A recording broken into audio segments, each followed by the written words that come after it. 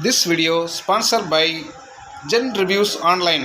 Gen Reviews Online is one of the best reviews portal site. Hello friends, உங்கள் வீட்டுக்கு தேவையான பொருட்களை வாங்கும்போது நீங்கள் ஜென் ரிவ்யூஸில் ரிவ்யூ பார்த்துட்டு பொருட்களை வாங்கினீங்கன்னா தரமாகவும் குறைந்த விலையிலையும் கிடைக்கிறதுக்கு வாய்ப்பு இருக்குது. கடந்த 100 வருடங்களாக அமெரிக்கா அது மட்டும்தான் தான் ஒரு பெரிய வல்லரசு அப்படிங்கிறத நிரூபிக்கிறதுக்காக நிறைய காரியங்களை செஞ்சிகிட்ருக்குது. அதில் ஒன்று தான் சோவியத் யூனியன் அதை உடச்சி 17 துண்டுகளாக உடச்சிருச்சு. அதில் நிறைய நாடுகளை நேட்டோ அப்படிங்கிற அமைப்பில் தனக்கு சாதகமாக சேர்த்துக்குச்சு. அப்புறம் பார்த்திங்கன்னா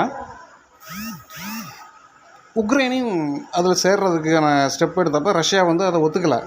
ஏன் அப்படின்னா ரஷ்யாவோட பெரும்பாலான அந்த எல்லைகள் உக்ரைனை ஒட்டியே இருக்கிறதுனால ரஷ்யா அதை ஏற்றுக்கலை. தன்னோட பாதுகாப்புக்கு அது அச்சுறுத்துதல் அப்படின்னு ரஷ்யா நினைக்கிறதுனால கடந்த சில வருடங்களுக்கு முன்னாடி அது உக்ரைன் மேலே போர் தொடுத்துருச்சு. அது நம்ம எல்லாருக்கும் தெரியும். வருடக்கணக்கில் அந்த போர் நீடிச்சிட்டு இருக்குது. ஓகே, இது ஒரு பக்கம் போயிட்டு இருந்தாலும் சமீப காலமாக இஸ்ரேலுக்கும் பக்கத்தில் பாலஸ்தீன பிரச்சனை, லெபனான், இந்த பிரச்சனைகள்லாம் போயிட்டுருக்கும்போதே ஈரான் கடந்த 1ஆம் தேதி பார்த்திங்கன்னா பால்டிக்ஸ் ஏவுகணைகளை கிட்டத்தட்ட ஒரு 187 ஏவுகணைகளை இஸ்ரேல் மேலே ஏவி இருக்குது. இப்போது இஸ்ரேல் ஏற்கனவே எல்லை தாண்டி அடிச்சிட்டு இருக்கிற விஷயம் நம்ம எல்லாருக்குமே தெரியும்.